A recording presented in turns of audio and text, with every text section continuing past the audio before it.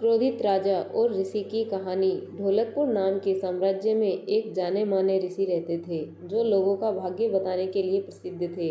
उस राज्य का हर व्यक्ति उन प्रसिद्ध ऋषि व उनके कौशल के बारे में जानता था। एक दिन उस ऋषि के बारे में वहां के राजा को भी पता चला। राजा के मन में भी अपने भविष्य को जानने की इच्छा होने लगी। इसी के चलते उसने अपने सैनिकों को ऋषि के पास भेजा और पूरे आदर सम्मान से उन्हें महल लेकर आने का आदेश व आमंत्रण दिया। राजा की आज्ञा के अनुसार सैनिक ऋषि के पास गए और ऋषि को राजा का आमंत्रण सुनाते हुए उनसे महल चलने की प्रार्थना करने लगे। ऋषि भी सैनिकों के साथ महल चलने के लिए तैयार हो गए। जब ऋषि महल पहुंचे तो राजा ने बड़े ही उत्साह से उनका स्वागत सत्कार किया और उन्हें अपने दरबार में सम्मान के साथ बैठाया। जब ऋषि ने थोड़ा आराम कर लिया तो राजा ने ऋषि के सामने अपने मन की इच्छा रखी और उनसे अपने भविष्य के बारे में पूछा। ऋषि ने राजा से उनकी जन्म कुंडली मंगाई और उसे ध्यान से देखने लगे। कुछ देर तक राजा की कुंडली देखने के बाद प्रसिद्ध ऋषि ने राजा को बताया कि भविष्य में उनका भाग्य आशीर्वाद भरा हुआ है और जीवन में सब कुछ अच्छा ही होगा। इस तरह ऋषि ने राजा के भाग्य के बारे में अच्छी अच्छी बातें बताई। राजा खुद से जुड़ी अच्छी भविष्यवाणी सुनकर बहुत प्रसन्न हुआ।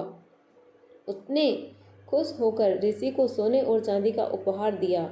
इसके बाद राजा ने ऋषि से अपने भविष्य से जुड़े दुर्भाग्य के बारे में पूछा। राजा के पूछे अनुसार ही ऋषि ने राजा के दुर्भाग्य से जुड़ी बातें भी बता दी। उन्हें सुनकर राजा बहुत क्रोधित हो गया।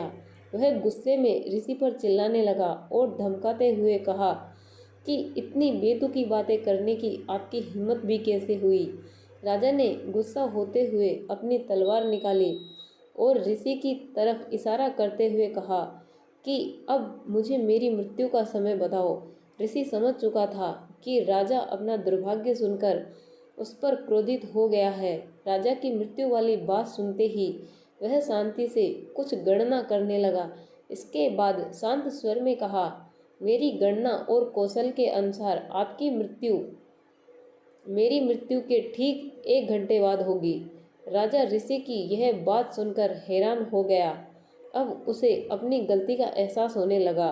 उसने तुरंत अपनी तलवार नीचे रखी और ऋषि के साथ किए गए अपने दुर्व्यवहार के लिए उनसे माफ़ी मांगी। बाद में राजा ने ऋषि को ढेर सारा धन दिया और उन्हें वापस कुटिया में आदर व सम्मान के साथ भेज दिया।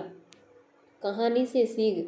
हमें इस कहानी से यह सीख मिलती है कि मुश्किल परिस्थितियों में हमें समझदारी से काम लेना चाहिए और मन को शांत रखना चाहिए। यह हुनर हमें हर परेशानी से बाहर निकाल सकता है। फ्रेंड्स, आपको ये कहानी कैसी लगी? आप अपने कमेंट के द्वारा हमें अवश्य बताएं और यदि आपको मेरी यह कहानी पसंद आई है तो लाइक और शेयर ज़रूर करें। ऐसी ही और कहानी जानने के लिए हमें सब्सक्राइब कर लें। धन्यवाद।